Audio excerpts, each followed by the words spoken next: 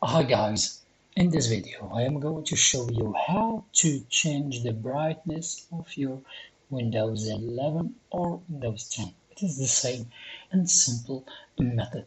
So the first thing is to go on this icon, the battery icon, click on, and then it will show you this. You can change the brightness of your screen just like this.